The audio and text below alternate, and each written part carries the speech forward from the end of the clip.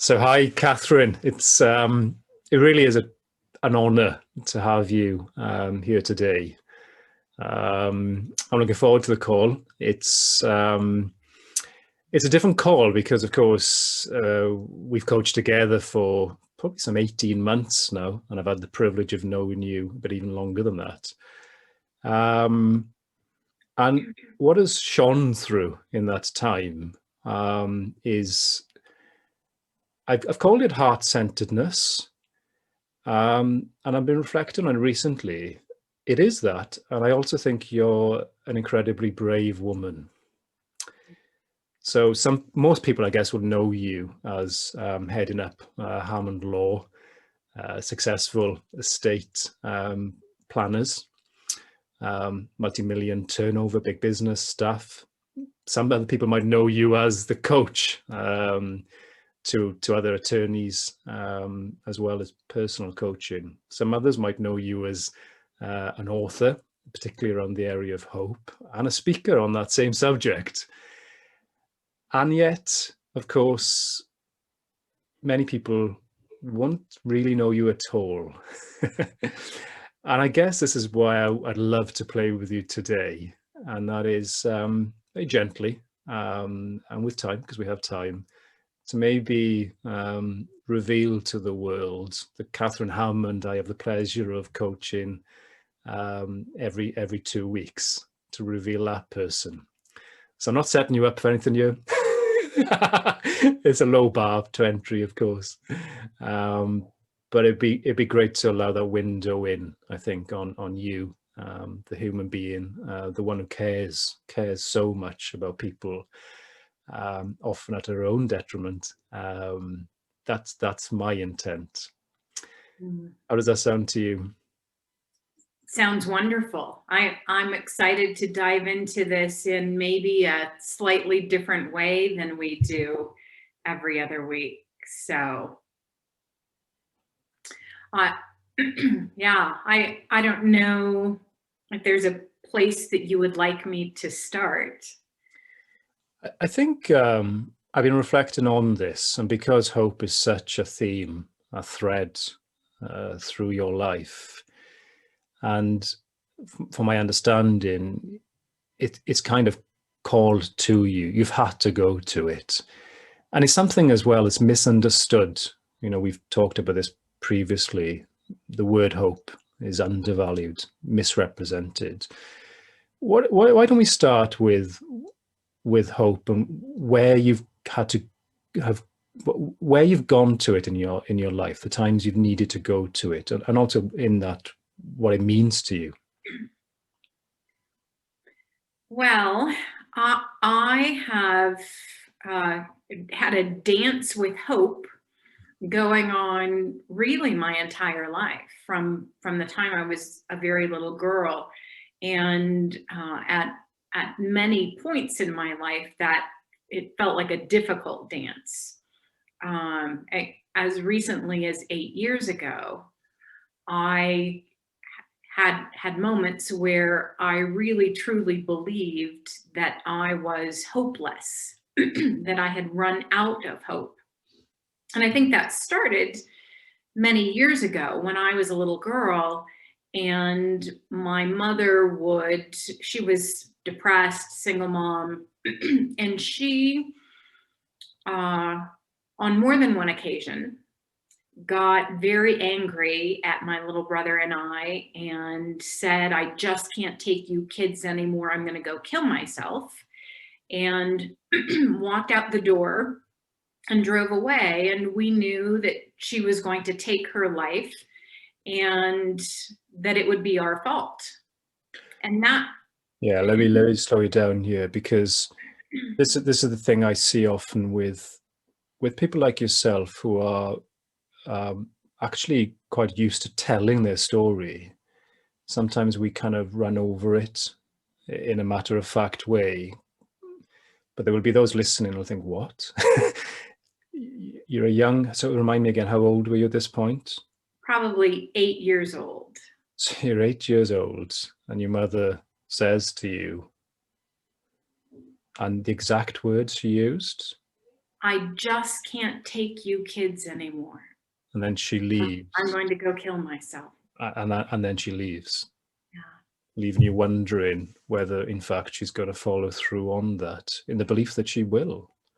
Right. There was no wondering for me. I just knew that that was what was going to happen, and believed that it was my fault.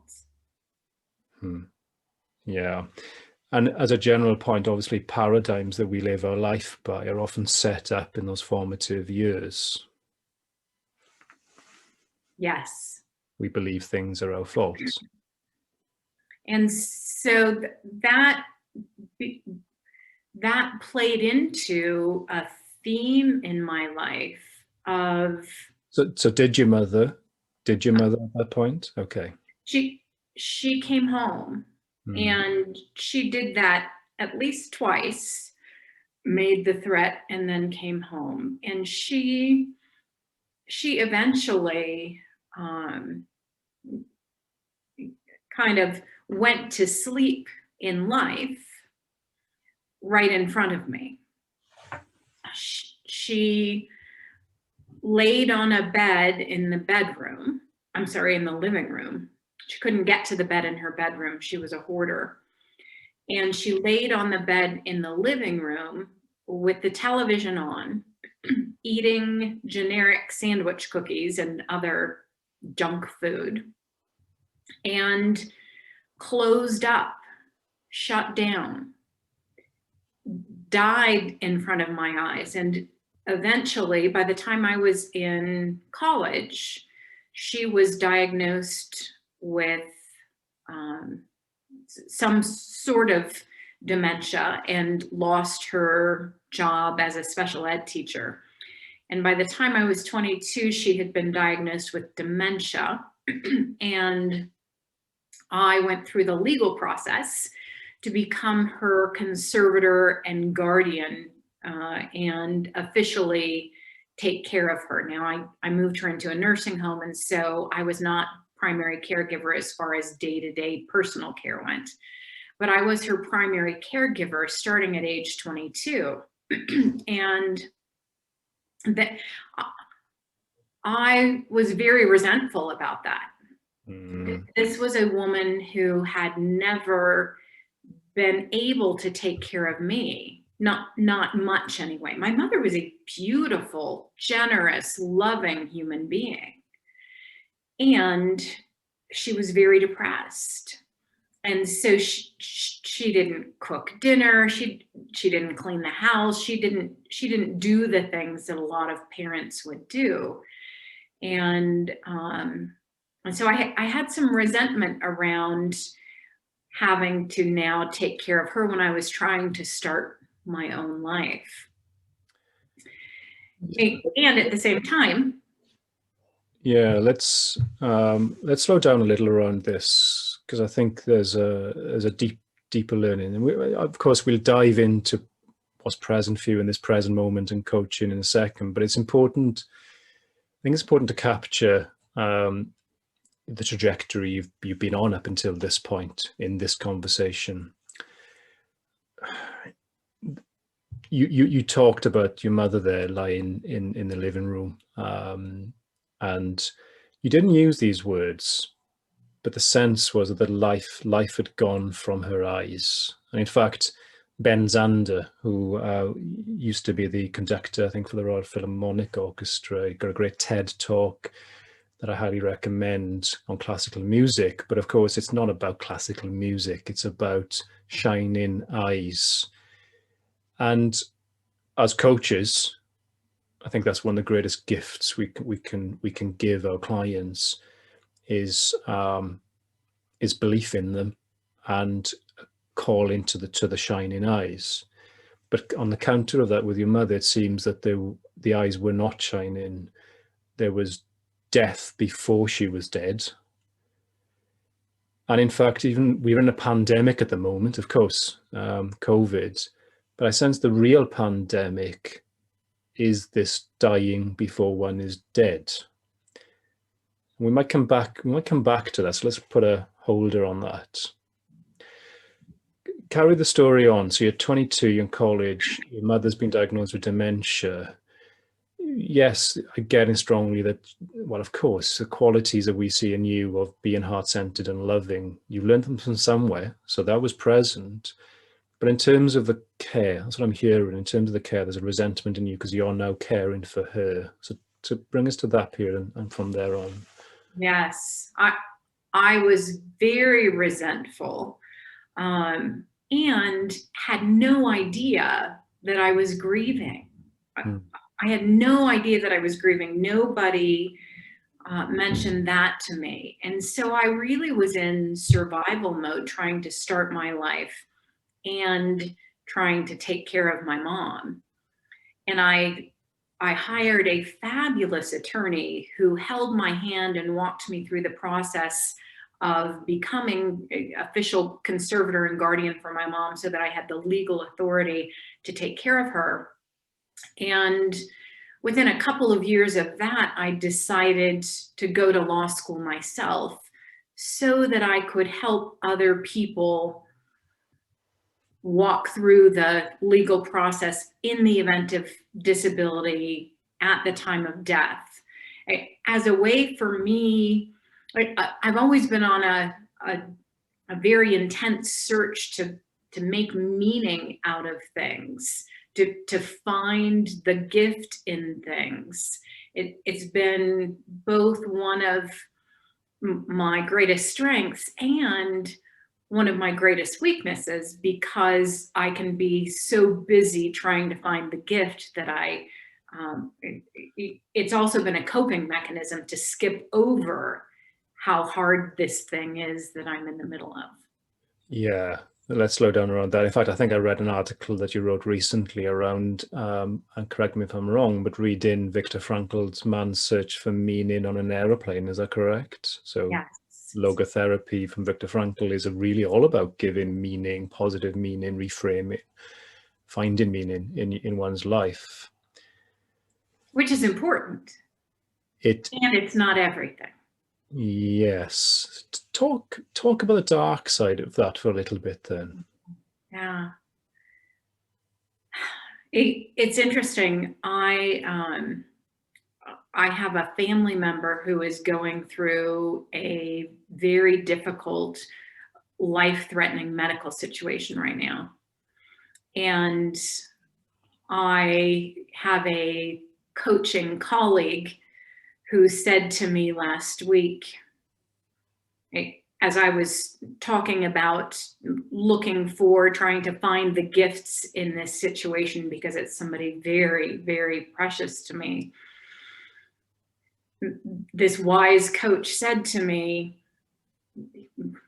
maybe you don't need to go there right now. Maybe for now, the most important thing is for you to be in the experience. And we get glimpses of these things throughout our lives, right?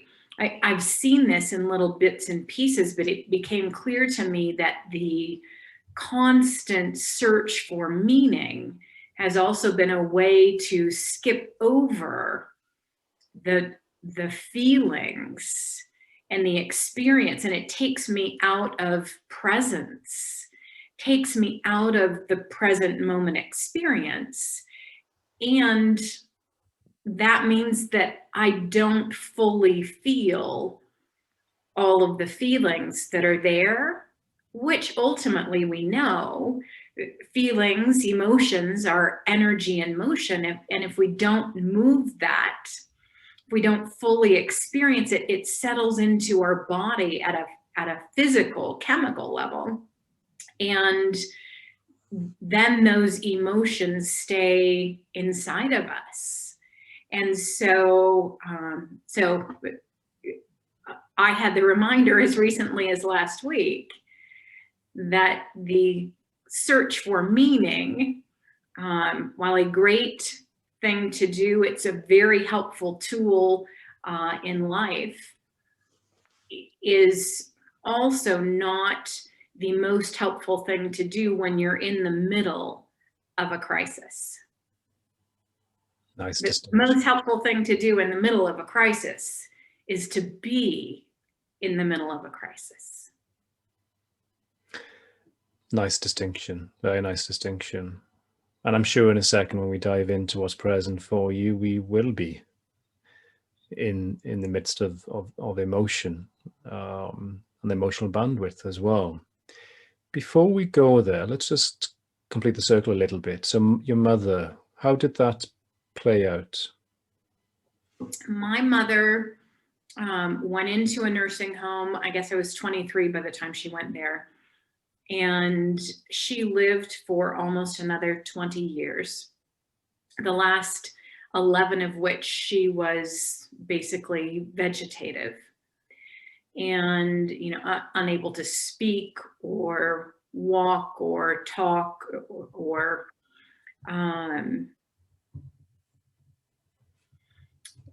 and so I watched her die in front of me, not only those years that she was on the bed in our living room, but also then, quite literally over almost 20 years in a nursing home. And all of that came to a surprising end. I knew that Alzheimer's was fatal, but was surprised when one day, almost 20 years later, I got a call from the nursing home and they said, your mom is not able to even swallow liquids anymore without choking. And so we're not willing to continue feeding her liquids. So you have two options. One is to give her a feeding tube, and the other is to stop feeding her and let her pass away. A decision which I was unprepared to make. And I was new. My estate planning practice had just started.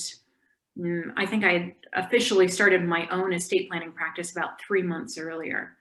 So I was new at this professionally. I didn't have professional experience with it.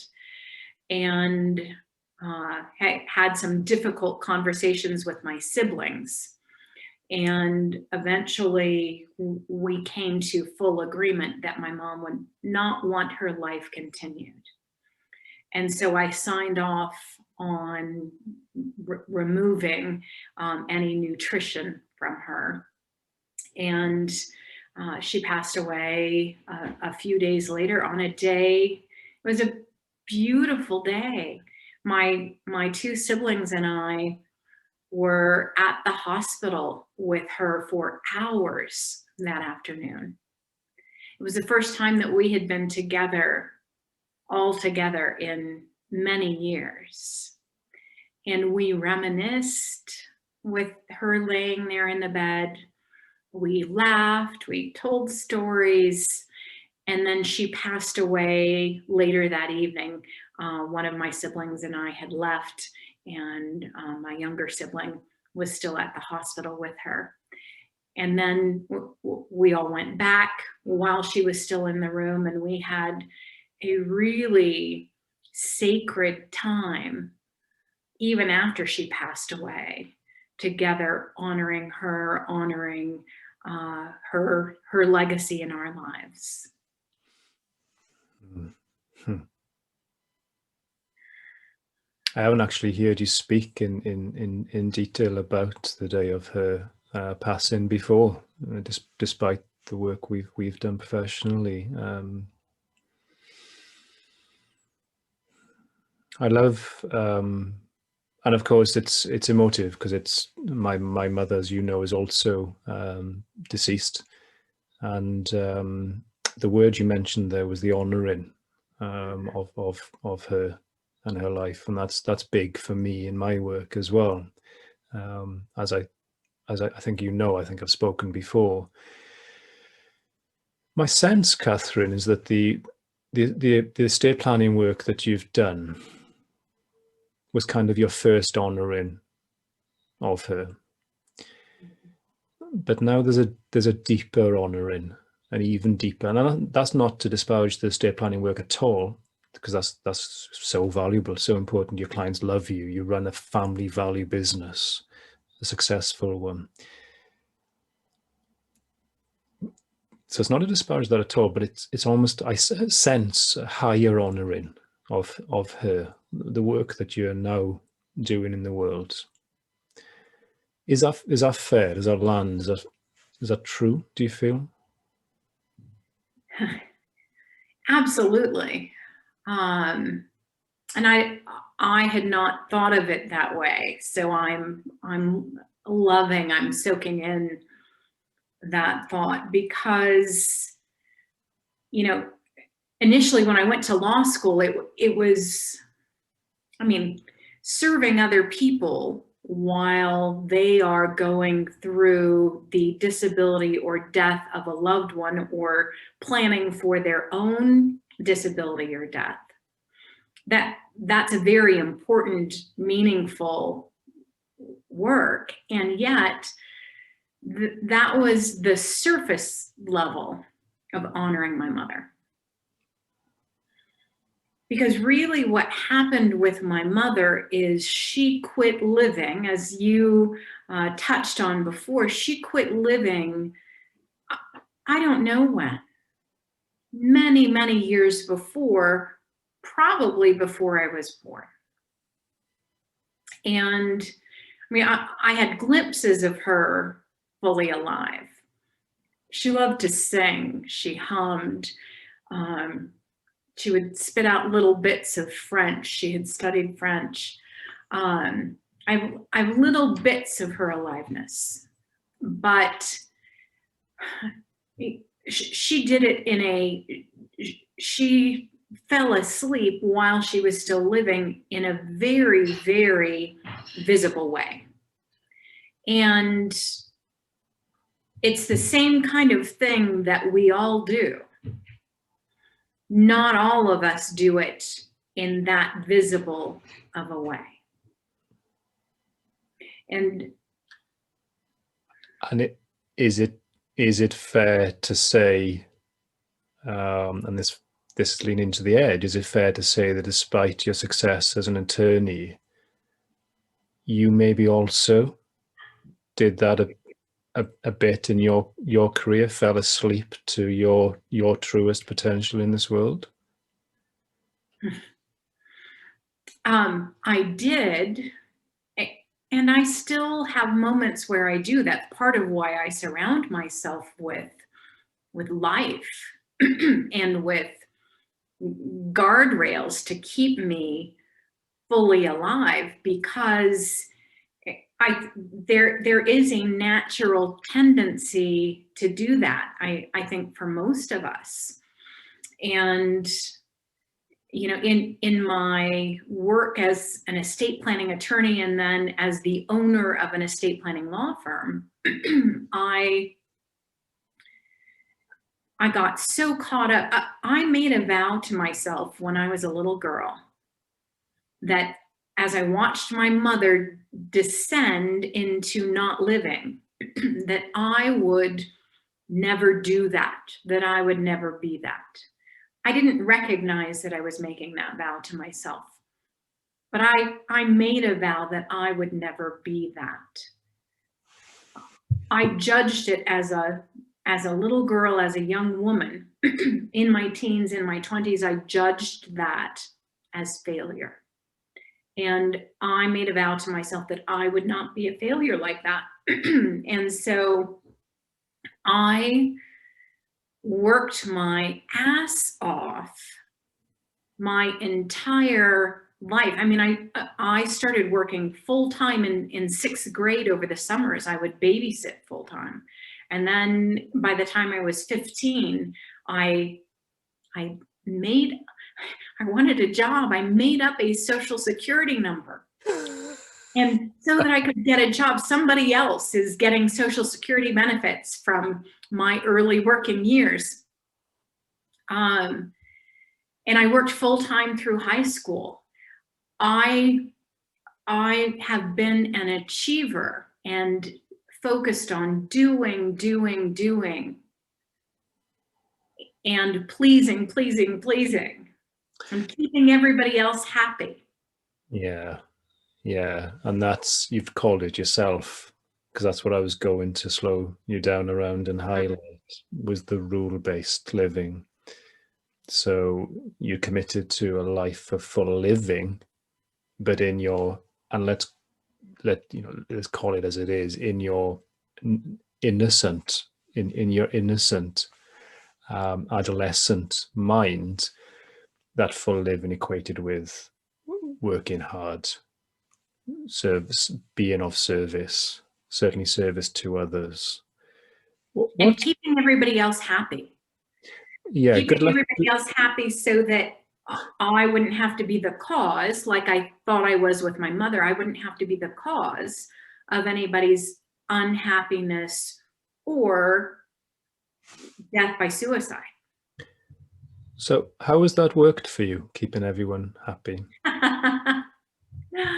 uh, you know, I have given it, I think I should get a gold medal for, if there were an Olympics of keeping everybody happy or attempting to, I think I would get a gold medal. And it has been ridiculously unsuccessful. I have not kept anybody happy despite all of my efforts to do so. Funny thing. So what's the new rule? So I haven't thought of it as a rule. Or the new, the new yeah, vow. I was going to try it on that way. The new vow, maybe. I love the word vow, and I love the fact that on reflection you realize you'd made a vow. Such an authentic vow, such a passionate vow, such a good-natured, heart-centered vow that you did make. But it's just through your innocence has led you astray, maybe, into the service of others or over yourself. What's the new vow that Catherine Hammond is now making to herself, and maybe through the wisdom that you now have to your mother as well? Yeah. But my new vow, and one that I had adopted rather gradually, while I still had some of the old vow running in the background, my vow today, my guiding theme, is living fully, bravely, and beautifully. We all, at the end of the day, we all are walking on the great abyss. We are walking on a path right next to the great abyss, and that's called mortality, death. And most of the time, that abyss has clouds covering it. We can't see it. And so we get to ignore that it's there, I think, to our detriment. And every once in a while, the clouds part, and we get to see, oh yes, this is the backdrop for life. Life is for a limited period of time. And I have had more reminders of the temporary nature of life, of my mortality, of the mortality that everybody I love, than most people I know, just in my immediate family. The 10 people closest to me, 7 or 8 have had life-threatening situations over the last 5 years. 2 of them have died. And so that's a helpful reminder for me. It's not, I don't want to gloss over death. As human beings, Like death is the ultimate loss of the people that we love. It's a real loss, and it is just as much a part of life as birth is. And by ignoring death, we talk a lot about birth. We don't talk much about death. I think we're missing out on an opportunity to be inspired to live more fully, bravely, and beautifully. Because as long as I'm pretending like I'm going to live forever, I can sit on the sofa eating bonbons, watching Netflix, and it doesn't really matter. Those moments don't matter. The clock isn't ticking, I think. And so I live as if the clock is not ticking. But when I remember the abyss, when I see the abyss, when I remember that the clock is ticking, I'm inspired to get off of the sofa, turn off Netflix, and do what it is I really want to do. Engage at a deeper level with the people who matter to me. Have fun. Have adventures. So let's play there. Let's play there. If you're open to it now. Absolutely.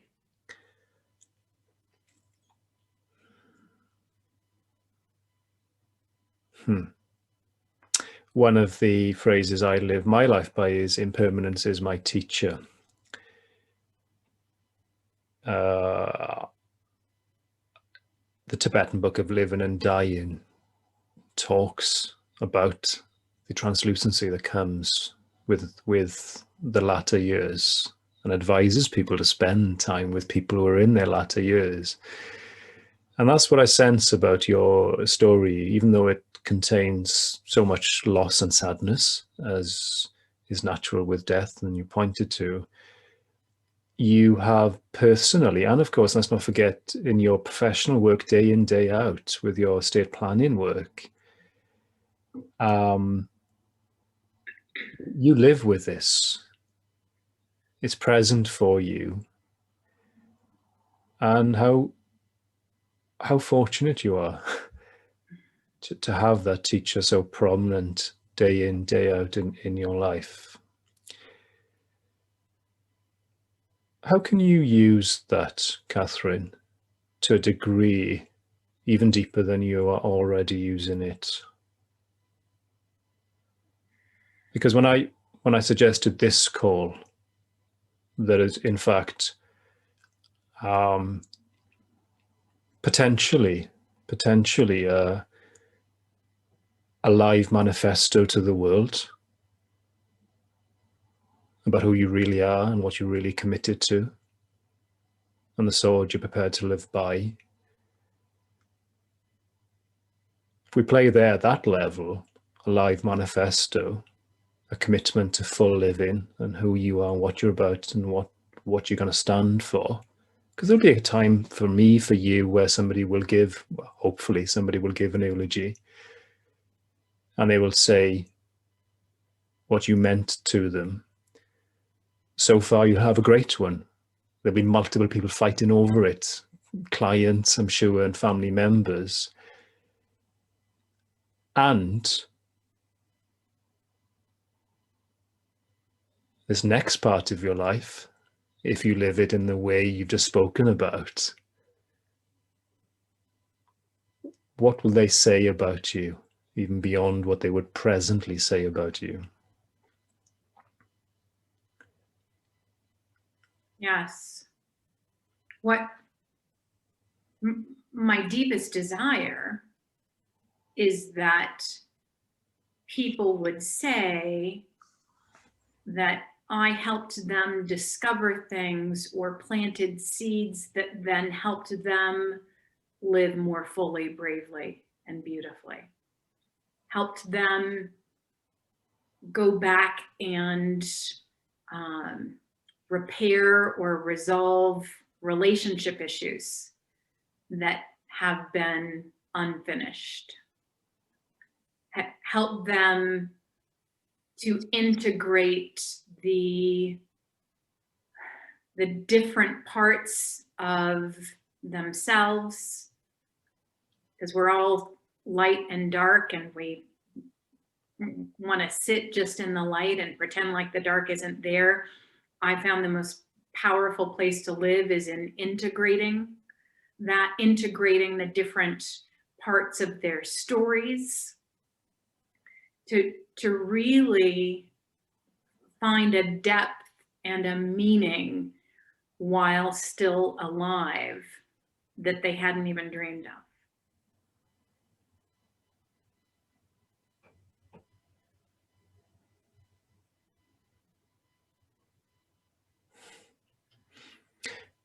And how are you doing that for yourself?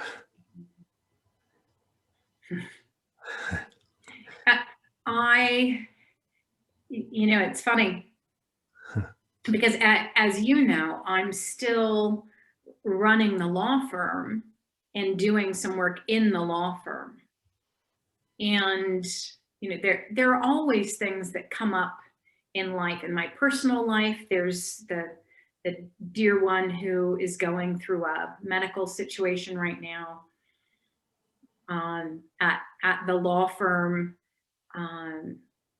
there are 3 of us attorneys, and one of them just gave notice the other day that she's going to be leaving. And it's something that's not a surprise. It's been a conversation we've been having over the last couple of years. And so it's a lovely situation in that it's a beautiful, mutually supportive transition. And at the same time, anytime there's a transition, especially at that level in my core business, we have to find a new attorney. We have to train a new attorney. There's a lot of work. And so the biggest challenge that I have, I was going to say, I'll say what I was going to say. The biggest challenge that I have is in all of these, what I was going to call distractions that come along. And then, and I think you see this same thing. They're not distractions. These are moments to live fully, and to make sure that I am still living in a way that's true to me, no matter who is saying that they need me. And at the same time, when you own a business and there's a need in the business, you fill the need. So now the question that intrigues me in this very moment is, what does it look like for me to live fully, bravely, beautifully in this transition?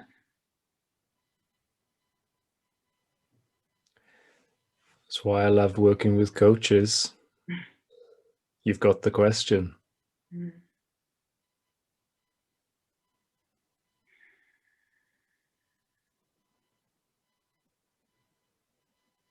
Yeah. And what shows as the answer?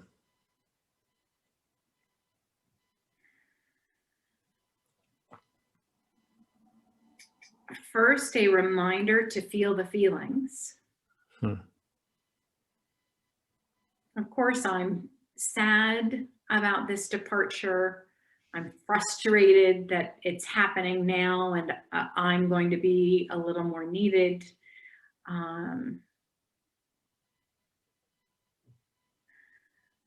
I know that there is opportunity on the other side of it. We'll find somebody who really, really loves this work even more than the previous person did.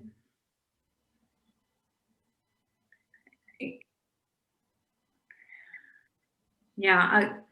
So coming back from that, being in, allowing myself to feel the feelings, and then setting up guardrails to make sure that I'm still doing the things that are most important to me. You know, I am going to be launching a small group, and a small group coaching program, and that's the kind of thing that I have continued to put on the back burner every single time that one of these things comes up in my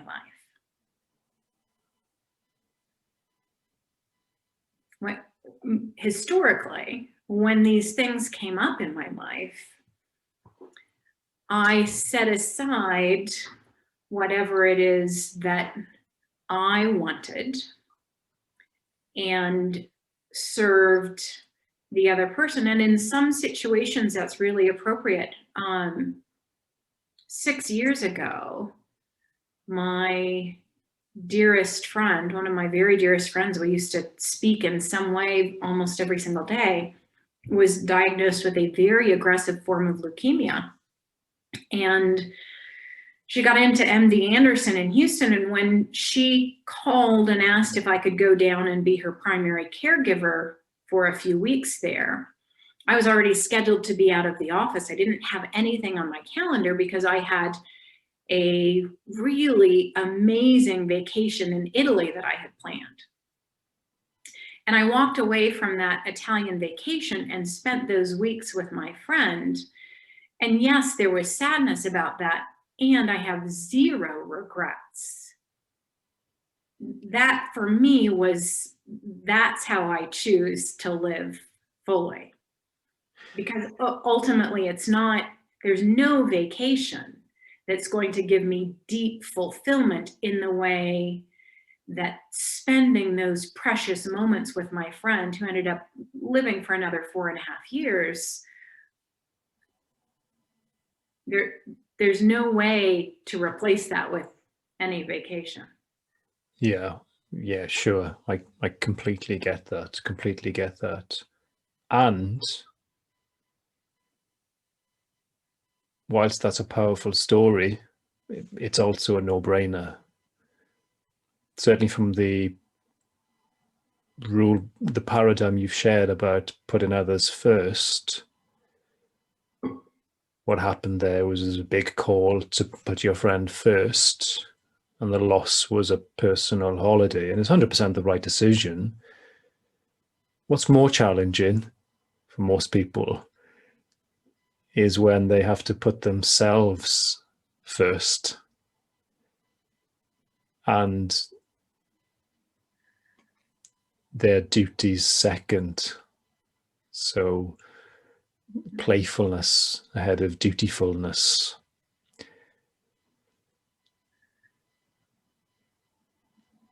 Mm-hmm. What if the work that's really calling to you now in this world, your zone, your true zone of genius, the book writing, the coaching, the group coaching, putting yourself first as well, vacation, Slovenia, which I know is close to your heart. What if that was the call of a friend in need? What if that was a call of a friend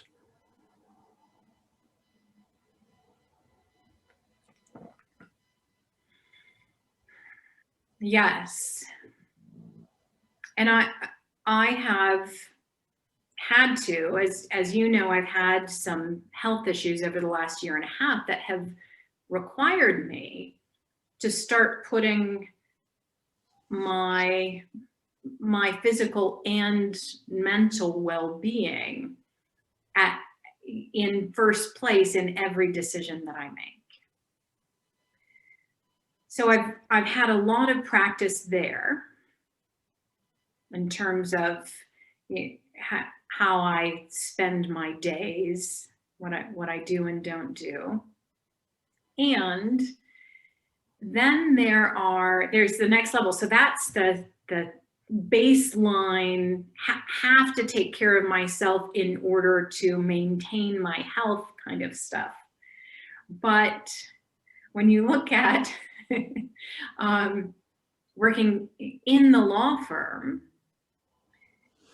versus coaching people at a different level so that they're living more fully and leaving better legacies, then that feels more optional. I don't have that same sense that it has to come in first place in every moment. I appreciate your honesty. I appreciate your honesty. Yeah. And I mean, the truth is, I love being an entrepreneur.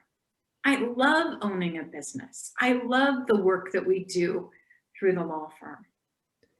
Yes, and there's something deeper, bigger that's calling me.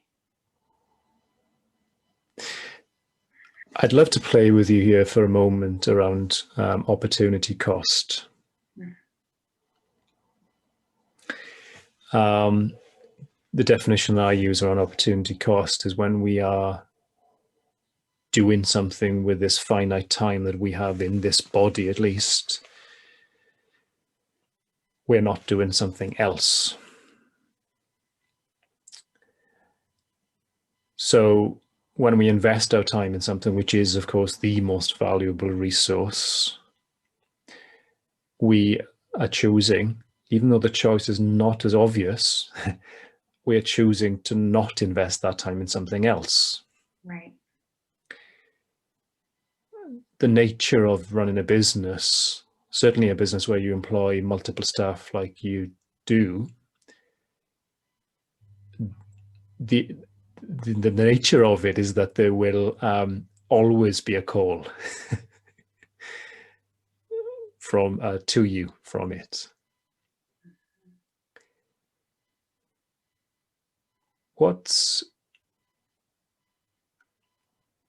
And I would love to slow down around this, because I'd love there to be, because we've spoken about much of this kind of stuff in different ways over the past 18 months. I'd love it to be a slowing down here.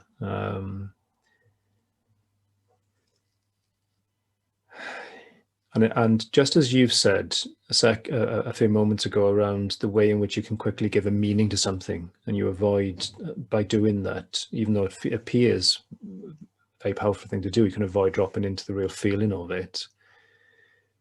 I invite you to not do that here. So what is the true cost? You talked about impermanence being a teacher. You didn't use the word. I know the word impermanence doesn't work for you, but you talked about the abyss. You talked about the presence of death there being such a healthy teacher, a reminder to you. But are you really living by that teacher? Are you really honoring that teacher? Yes and no. Yes and no. And especially in my professional life, especially in the legal part of my professional life, as you know, live in a world of figuring things out. Sure. And so the thing that feels hard to figure out right now is I had identified late last year that I have been acting as the director of operations, or the COO of my law firm, even though that's not the role that we as a leadership team had decided we want me in, but I was doing it by default because we didn't really have anybody else who was in a position to do it. And so now we've just begun the process of looking for the right person. I expect that will take quite a while to find exactly the right person for an executive level position there. And so in the meantime, not only do we have this transition, but I'm still doing operations, and there's nobody else in the firm who's able to do this. Everybody else is overwhelmed and busy doing their jobs. And there's nobody else who has the skill set.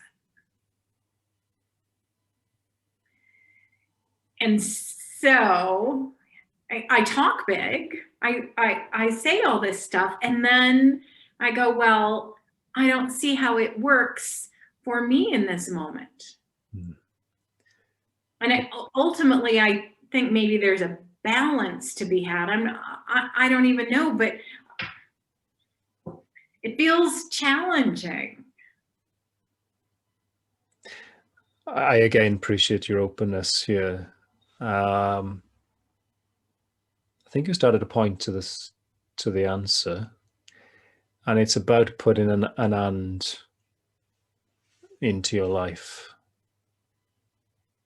Because what I'm picking up is that it's not actually so much about the fact that you are doing these things within the firm, not even so much about doing things that, by your own admission, a zone of excellence, if not zone of competence.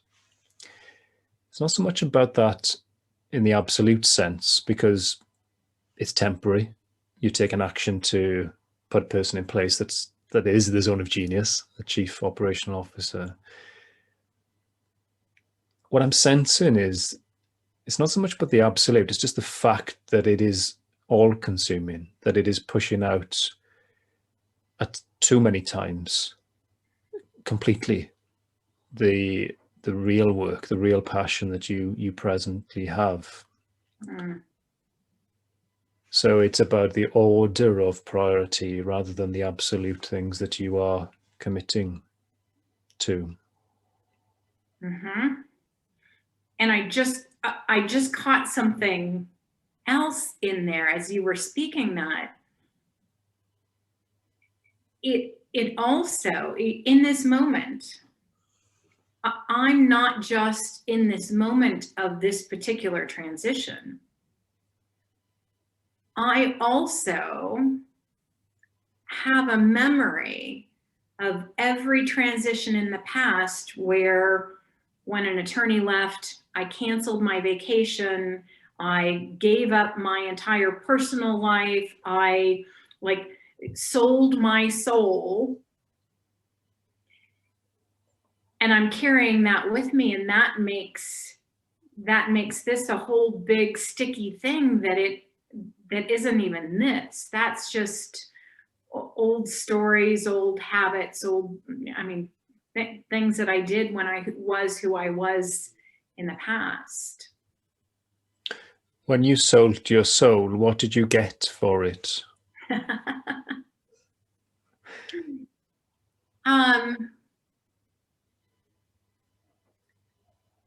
On the one hand, I did get a law firm that has been voted best law firm in Colorado Springs on multiple occasions. I've been voted best attorney on multiple occasions. And I sacrificed my own health. And I think that plays into the health issues that I've had over the last year and a half. And what do your estate planning clients care most about? Do they, when they walk in, you remember the time when somebody could actually walk into your office? Yeah, I don't remember that. When either they walk in physically, as they used to, I'm sure will soon, or walk into the Zoom room, what do they really care about, Catherine? Do they care about the credentials? Look, let's celebrate the fact that you've had those awards, right? Both for the business and for yourself personally. But would they gladly sacrifice speaking with somebody who had those awards in order to speak with somebody where health and her own personal enjoyment and commitment to herself was primary? Absolutely, especially because what they want is somebody who will be here for them for the long run. That's what they most want. And not only do they want somebody that will be there for the long term in regards to providing end of life service, but the whole work of coaching is about providing a holistic life service, so that yes, they've got the end of life cover through wills, etc., in place, but just like with your mother, they've got a guide to walk with them now so that they can live fully, bravely, and beautifully now. And knowing that the highest form of coaching is not in what we say, but it's in who we are and how we show up day after day after day, moment after moment. What is your vow right now?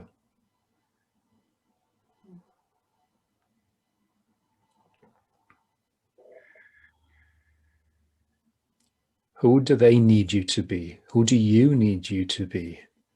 Who does your partner need you to be? Yeah. Who do your daughters need you to be? So definitely my health comes first in every moment of every day. And then next level, it is valuing and nurturing relationships with those people who are closest to me. And then it is for my team, for my clients, for other people who are going through life and navigating transitions and all the things that come with real life. It is doing the work myself, which is what I've been doing for my 55 years on this planet, and making myself available for then using what I have discovered and practiced to help other people. So it's the discovering and practicing on my end that comes first, and then being available to help other people discover and practice what's missing in their lives, what feels like a hope-filled life for each of them. And what I'm sensing or hearing there is that in that service, you're not talking about discovering law and practicing law. No. So that would be my challenge to you. I don't think you're serving your clients as powerfully as you could do at this present moment. I know that you're right. And is that something that you're willing to continue? Not at all. And so yeah. what would it, because you've had health scare yourself and you've had close family members who have had health scares, you outlined that earlier. So what would it take for you not to drop the law firm, because we've spoken around that, and your commitment is still strong to it, it's still in your heart, it's part of you, it's part of your expression in the world, but to put Catherine Hammond first, what would it take?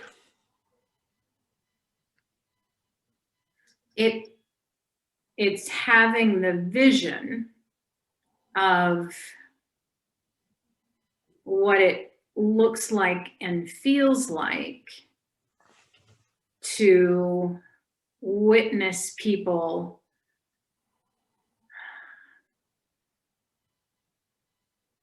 on the same journey, to witness people discovering what's in between them and the life that they really want.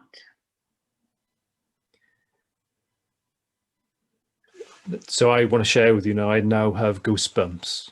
Mm.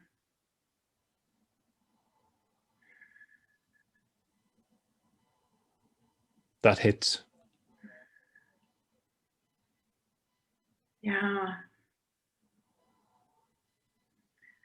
Keeping that in front of me feels like the way to do that. Your greatest gift to others is exactly what you need most yourself. It always is, without fail. And I've been doing this 11, 12 years. That's true for me as well. Yeah.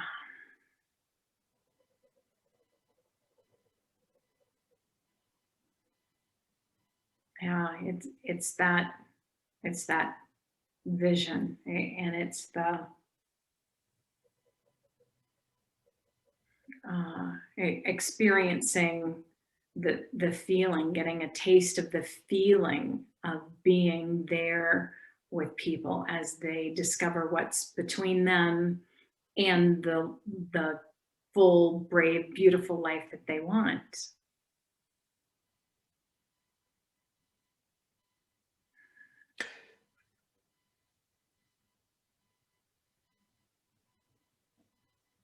Are you scared about allowing that feeling into your life?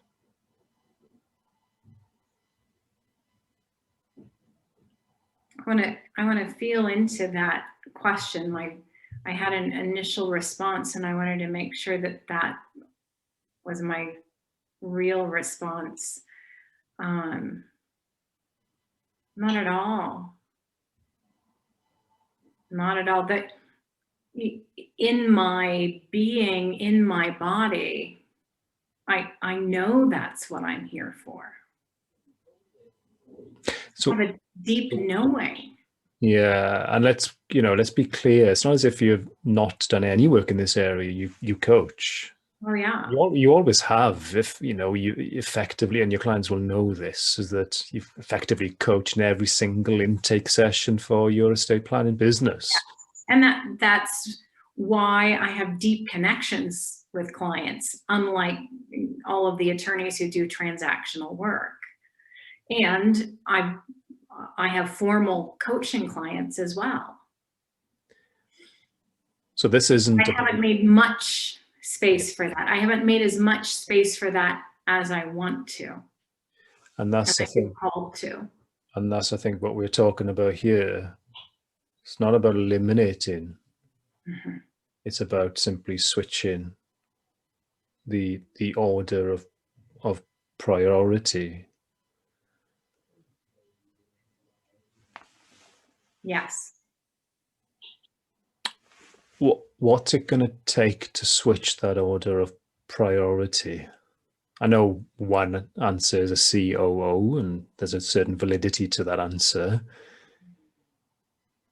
And equally, there's a deeper answer, I feel. Yeah.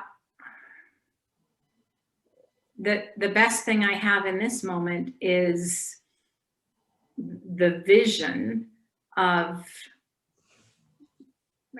helping somebody, and maybe helping one person specifically to live a better life.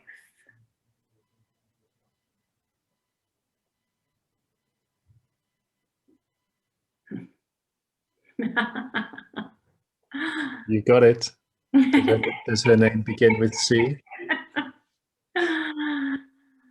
I know that smile. Yeah, that was perfect. I gave you the perfect setup.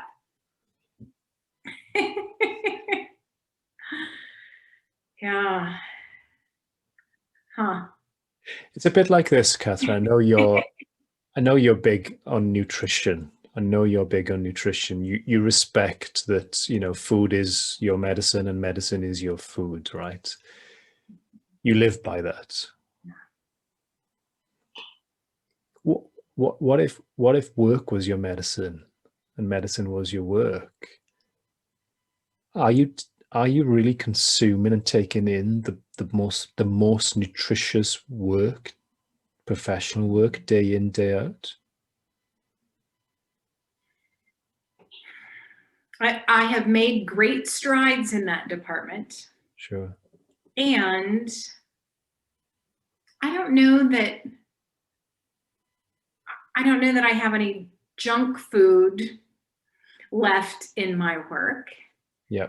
but I have way more neutral, mediocre food in my work than would best nourish me, if we're using that analogy. Yeah. Yeah. So let's speak. You've spoken about a vision. Let's speak now of a nourishing vision.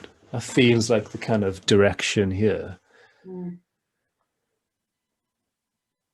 I was listening to a podcast recently. I think I might have sent it to you, and it was around ecstasy, not the drug ecstasy. There's there's another form of drug called ecstasy, and it is fully embracing the energy of the experience, the vibration of the experience that is there at our fingertips in every single moment of every single day with every single human being, including ourselves. It's tapping into that aliveness of life, the buzz that's there. Mm-hmm. And it's always there. It's just that too much of the COO stuff, the kind of integrator stuff, just kind of block. It's a veil. It's a veil that blocks the vibrancy of living when it's not your zone of genius. In fact, you can think of that. Anything that isn't your zone of genius is a veil and blocks your access to that vibration of life. Mm-hmm. Right. So high living, you know, to use that self-actualization of Maslow, and a self-transcendence is even above self-actualization. To live that life is a commitment to high vibration living, high integrity living, high impact living. Mm-hmm. Because things that vibrate not only attract other things that vibrate, and then you get resonance in physics, and then you have impact. Mm-hmm. And in music, of course, you have a song.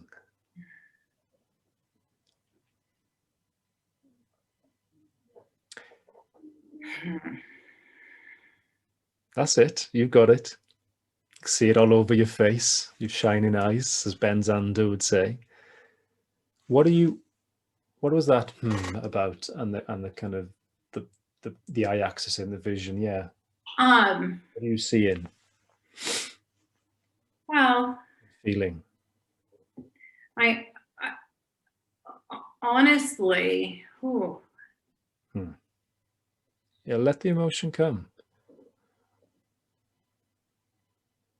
Because you're somebody who kind of, you know, needs to feel to keep it all together, and you've got the ducks in line, because that's what a lot of people look to you for.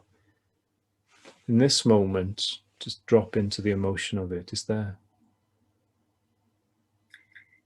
I feel a little bit ashamed of the ways that I know that I'm still not fully living. I know better.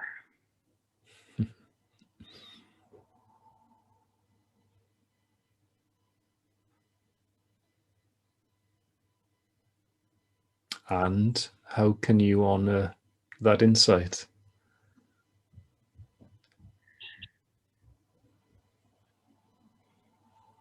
There's a very smart, wise coach that I know, who recently gave me an analogy of a glass of water. This one is not clear, but if you want less air in here, you don't worry about taking out the air. You put in more water. I don't know if you know this coach. He's fabulous. Occasionally I do. And just like you, I forget him now and again. And I have all of the same excuses for not fully living that everybody else does. I mean, last night I was working on law firm stuff and responding to emails until 8 p.m. Yesterday was a busy day. I had people who had reached out. I knew I had another busy day today.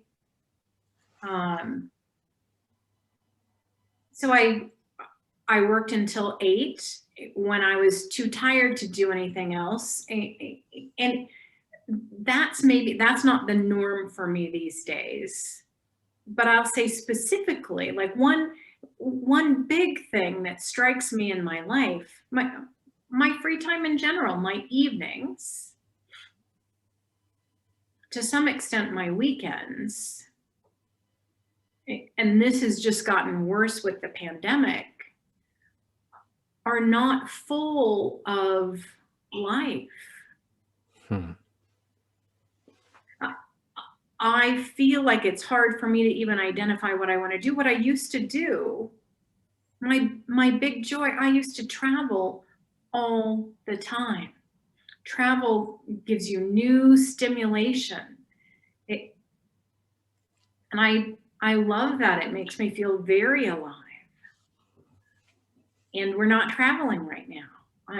I'm not going out much right now. It's winter. Pandemic has been raging.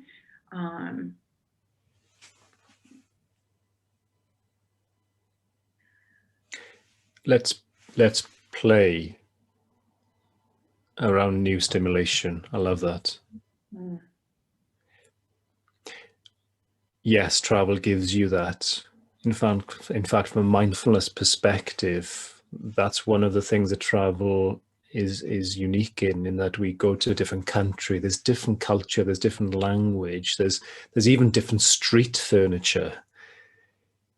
So because of that, in terms of a sense experience, the doors to the senses are more open because there's new variety around us.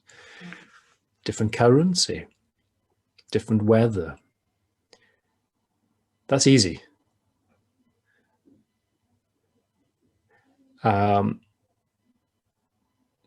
Continue to travel when we can, of course, but using travel to kind of ignite stimulus is a bit like taking a drug there.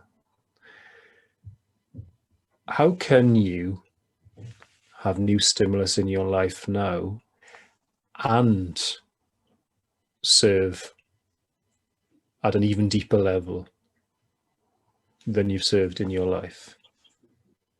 How can you bring those two things that are so important to you together? New stimulus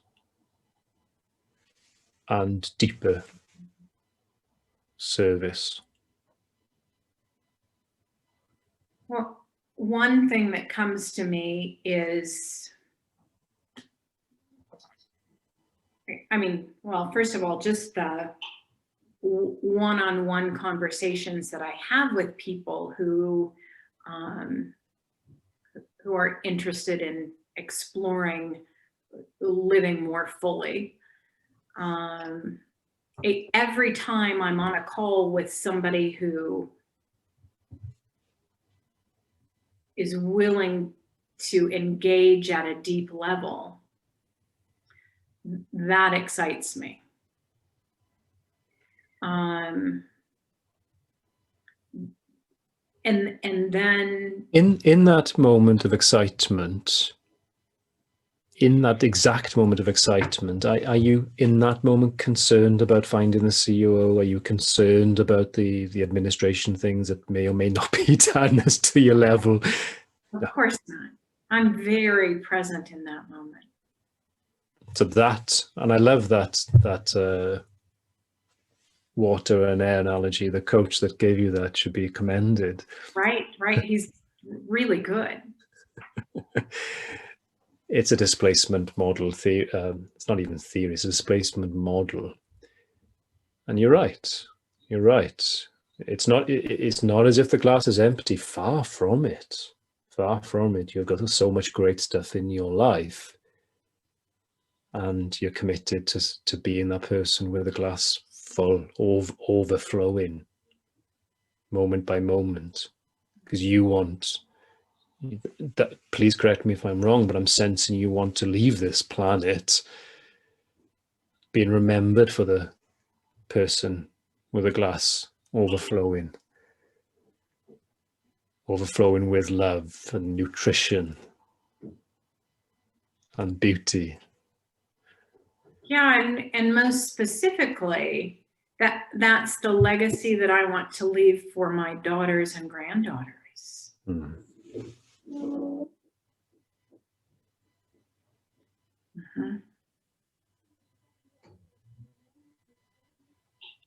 So I love this because you've just turned up the ampage.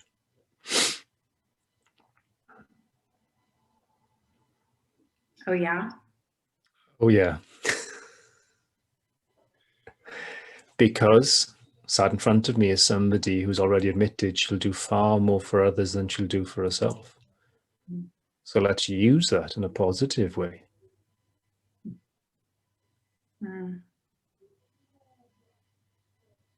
Because your legacy are your daughters and your granddaughters. Right.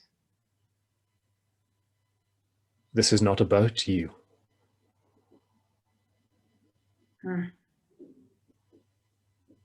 Yeah, that this is not about me. This is about them.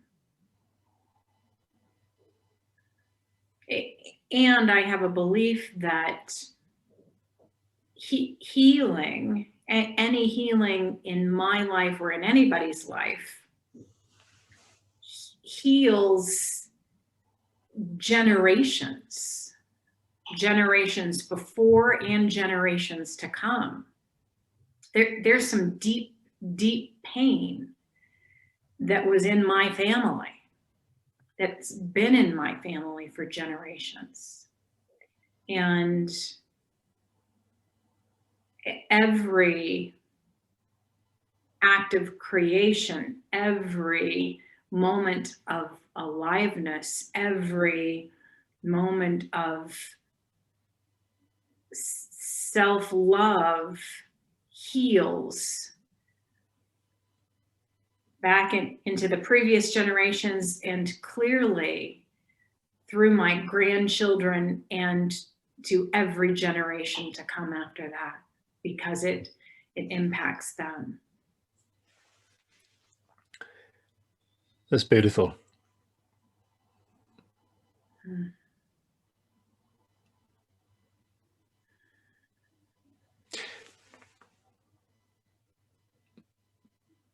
You've made an invite to yourself there.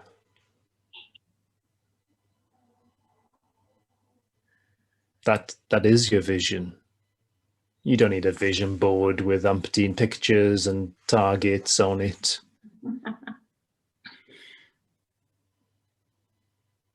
You've got it there to model that in the world, that healing energy for your children and your grandchildren. So when is now a good time to start that? And I should say start the growth of that, because of course it's already present. And that's all I'm hearing today. It's just not yet present at that level that you feel that you've lived the full capacity of Catherine Hammond. That's all I'm hearing. And there will be clients, there will be estate planning clients. If you share this, there will be estate planning clients listening to this right now, hanging on your every word. And they'll be wondering, this coaching group, this coaching program, I ain't heard about it. Am I out of the loop? I'd love to do that. Many of them would have experienced you in this call in a different way. You'd love to be part of a group. Yes, that has a leader, but also has a guide that can walk alongside them in a safe space. Because as much as we like to think we're unique, there's nothing other than the precise context. There's nothing in the themes that have shown in this call so far that's unique. Right. It's universal. There's a deeper self, there's a veil that gets in the way, and the work is about removing the veil so we can drop into deeper self, live a life of flow, deep service. And that has always been my calling. And are you now listening?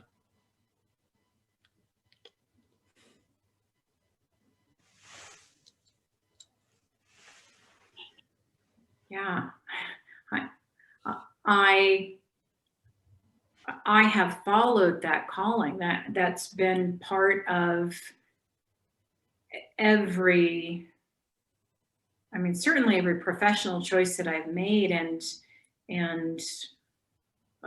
a lot of personal choices, big ones and moment by moment. And there continues to be new layers to peel off. It's a layered veil. Oh yeah, absolutely. Yeah.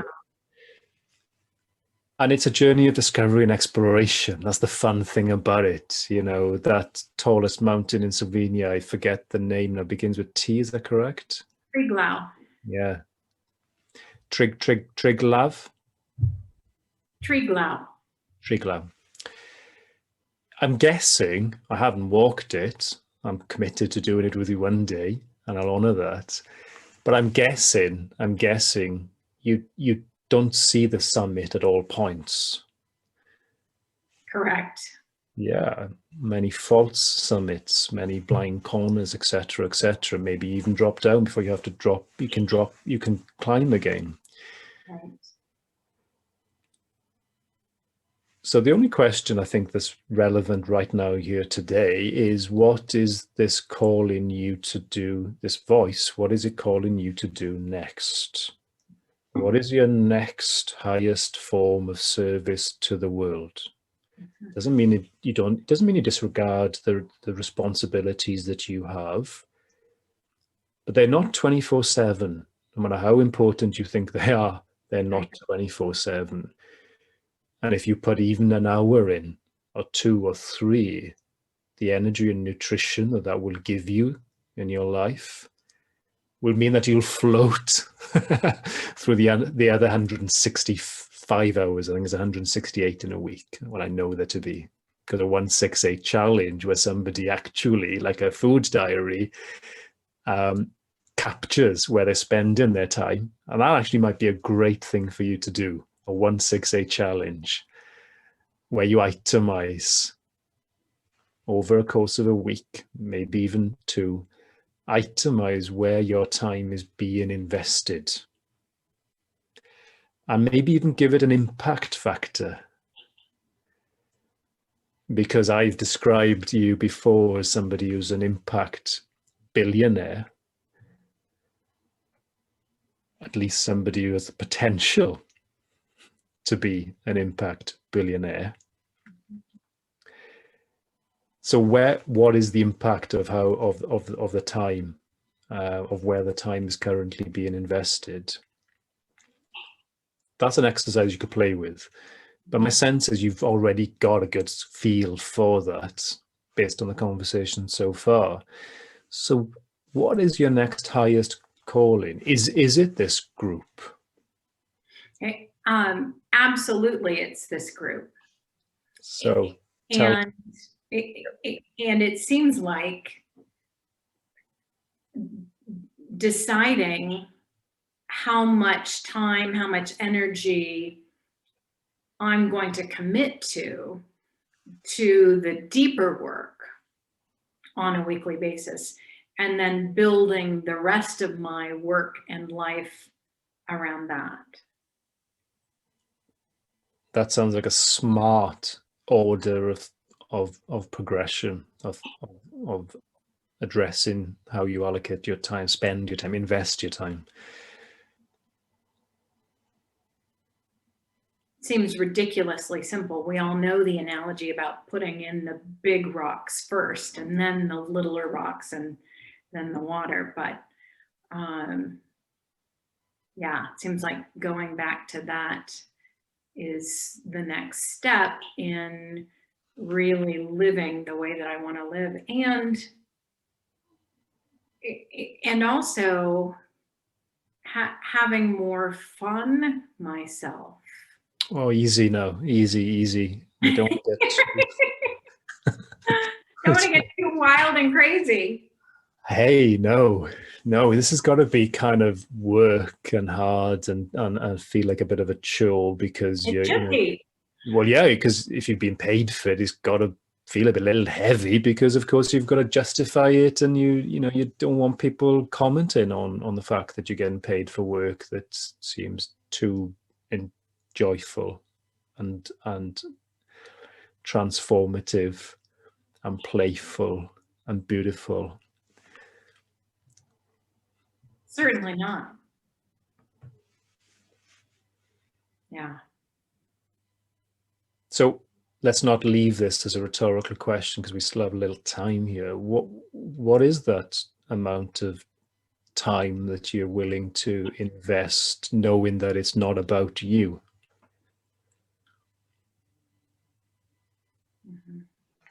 Mm-hmm. Right. And I'm thinking of,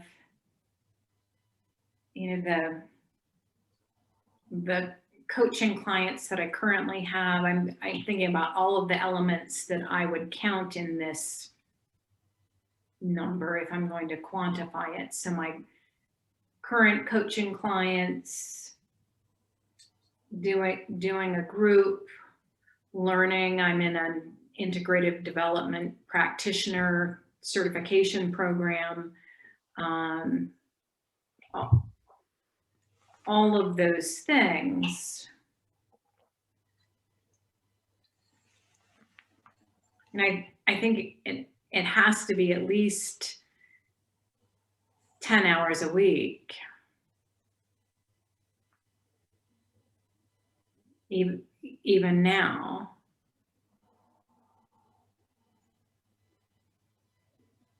You look very serious. I felt like I got the answer wrong right there. I'm still the girl looking to get it right. Did I get the right answer? Yeah, good catch, Catherine. You'll see whether you got the right answer in the eyes of your clients. Are they shining? Mm-hmm. And Ben Zander has a very, a very strong question. He says, if the eyes of those around you are not shining, you get to ask yourself a great question. And the question is, who am I being that the eyes of those around me are not shining? Yeah, that's powerful. Well, it is, and it shouldn't be taken literally, because there are times, of course, as we touched on earlier, that you can't control other people's happiness, but that's not what that question is about. It's about modeling. Mm-hmm.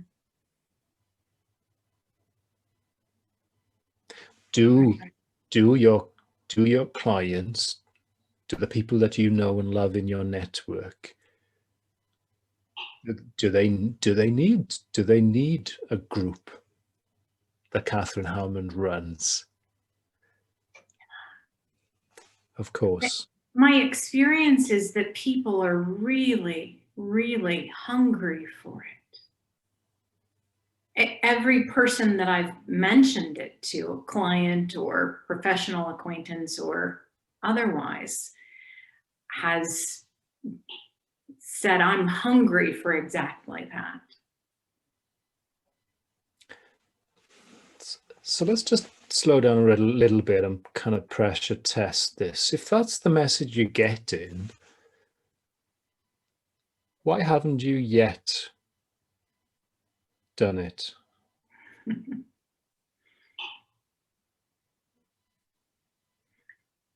Because I am afraid of getting it wrong. I'm afraid of not doing it right.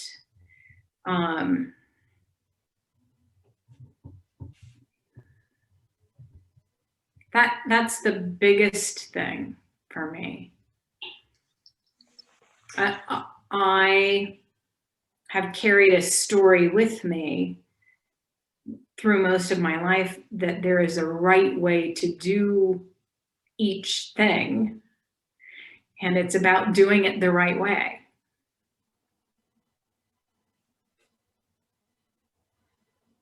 That's why I didn't normally raise my hand in class when I was in school at any level, because I didn't want to get it wrong. But I have done that to an extreme in life. If I'm going to do something, I'm going to do it perfectly. And I over prepare has been my tendency, and then lose the magic in it. Kill the magic with the over preparation. Your daughters, right? Remind me how old they are. Yeah, the youngest one turns 3 in May. The middle one turns 3 in December, and the oldest one turns 5 in April, in just a couple of months. Beautiful, beautiful ages. Playful ages.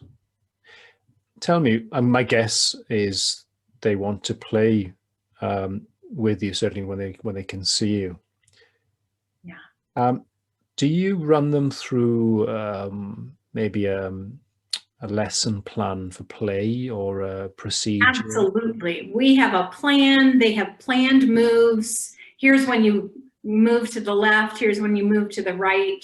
I'm still trying to teach them left and right, so it's a little tricky.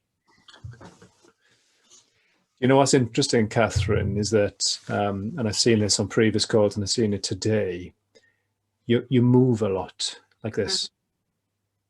That there is a person, a playful person dying to come out. Dying to make mistakes, dying to get messy, dying to fail, to fall on her face, to get back up and laugh, to go again. You're turning up the heat. I have to turn down my heater now. Yes, absolutely. Is it time to release her? Yeah, and I haven't kept her completely in a box. That seems like a process that keeps happening at new levels as well. And yes, there's a new level that's calling me. In fact, for Christmas, I asked Brian, my significant other, for some artistic supplies, because I really wanted to play artistically. And I just realized the other day, this will probably surprise you, I get caught up in working and doing, and the easel that I received as a gift, I can't figure out how to extend it. Like, it's all compacted and it's got all these adjustment things on it. And so I haven't even opened up the easel. I'm sure there's a good metaphor there, on which I can paint a canvas. So maybe that's my next tiny step. I've been really excited to play with art, and I do not consider myself an artist by any means, but that's been calling me.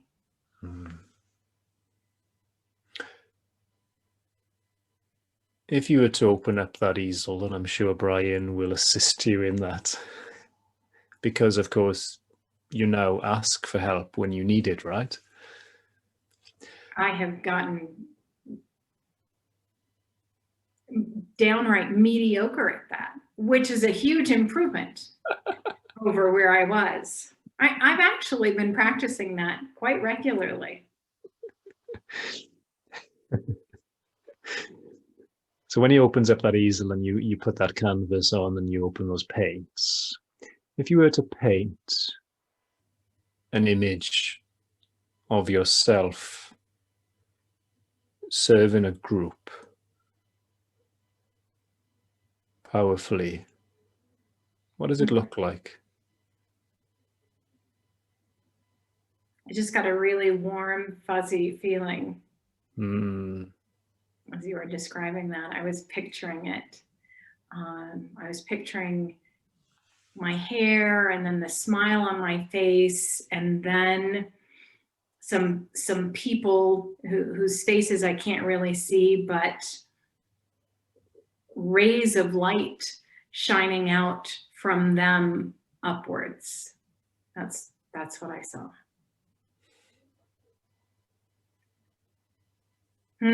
Yeah. Because that then frees them up to fully shine their light.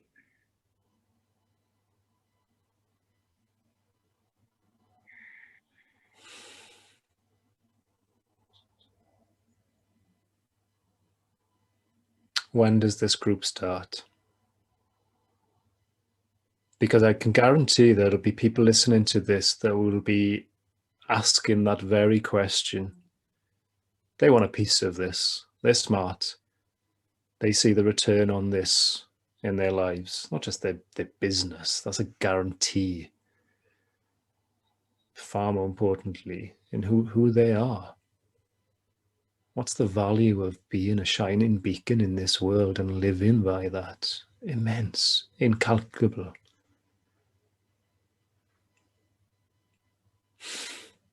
But it doesn't happen unless the leader says it does. Right. Yeah.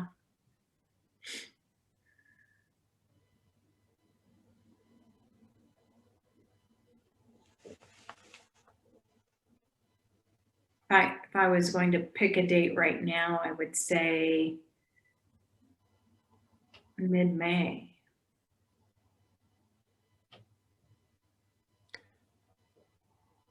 Mid-May. Which year?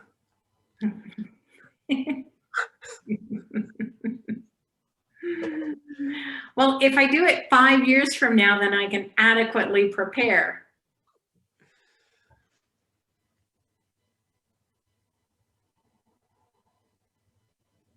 Does it need to be mid-May?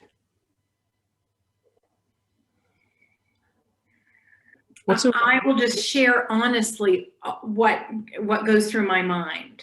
Please do. Yeah, that's the only way to play. So for the next 2 weeks, I'm going to be out doing a few things professionally, but primarily writing my book. I have a family member who I'm supporting in some ways right now, largely with food. I spend a good chunk of the weekend doing that. We're now at a shortage at the office in terms of attorneys. Okay, let's play. I'm hearing you. Let's play a different way. Job of a great coach, as you know, is to help a client think even bigger than they have ever thought before, and to take the smallest step the smallest of small steps, smaller than they ever thought possible. What is let's forget about running a group. I can guarantee that you'll have to do that because people will be literally knocking your door down to do that because you help people in need. You'll do it then. But the smaller step is a single session, maybe a 90-minute call, 90-minute Zoom call that could be a relatively modest investment level to start to play, or not actually. It could be a high investment level. That's for you to decide later. 90 minutes. Somebody come into that call, do they want somebody that is fully prepped up, got the script ready, crossed the T's, dotted the I's, knows exactly the syllabus for those 90 minutes and the exercises they'll do in the breakout rooms and who they'll be coupled with in the breakout rooms? And do they want that? Do they need that? Or do they need somebody that's come in afresh with shining eyes? Right. They need somebody who's fresh, of course. So what is the prep? Haven't you done the prep in your 21 years of living? Yes, definitely for a one-time session, absolutely. So let's just close on that one. Yeah. So given that there is no... I have that one now on the calendar. Right. When? That's funny. I think it's actually the first week of March because yep, it's the first week of March. First week of March is 7 days in it. You want a day? It is Wednesday, March 3rd. What time? At 4 o'clock Mountain Time. How long? I have it blocked out for 2 hours, somewhere between 90 minutes and 2 hours. Nice. Two hours gives you space. How many are you limiting it to? 8 people. Nice.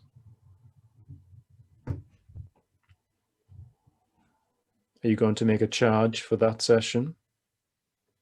I was not going to have a charge for that session.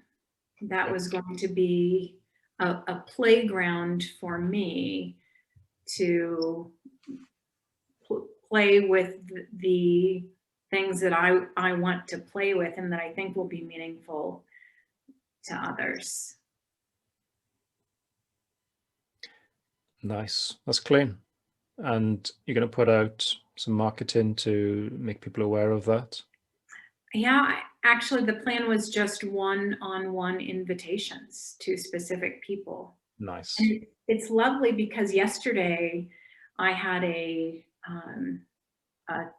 meeting with a prospective law firm client who the whole time that we were talking, I was really just connecting with her and enjoying the connection. And by the end, I thought, oh, absolutely, I'm going to invite her. I interact with people all the time. It's about time that I have something to offer them beyond the legal services. And I've been doing the one-on-one coaching for a while, but. Nice. How does it, as we close here, how does it feel to have that offering? You've got the image yourself, the people, the light, the shining eyes. How does it feel now to have that offering to people that you meet and inspire you? Feels really warm and fuzzy and fulfilling. and exciting. Does it feel a good way to honor? Alive. Go ahead. Yeah. Does it feel a good way to honor your mum in a higher level, at a higher level? Yeah. Does it feel like a good way to heal your family lineage as well as the world at large? Absolutely. I know it's what we all need. What are you Deep connection. What are you taking away from this call today, Catherine? Beyond the words. The vision of the people that I'm engaging deeply with radiating light.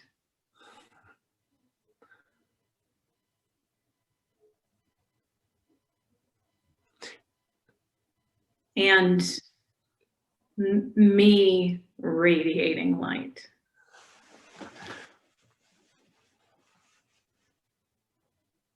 Are you going to actually paint that? Mm-hmm. Yes, I was just having that thought. Absolutely, I'm going to paint that. And you might not be able to identify that there are people there. I probably won't, I won't sell it, nor will it be hung in a museum. Probably won't share it, but I'll know what it is.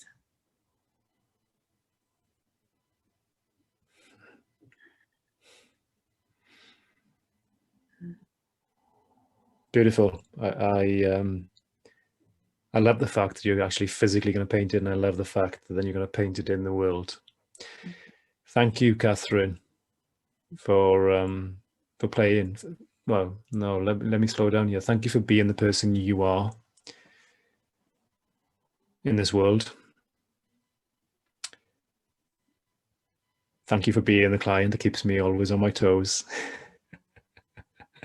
and allows me to love in the way that lights me up, that gives me nutrition. And thank you for playing the way you have today in this call. Thank you. This really has been a gift to me.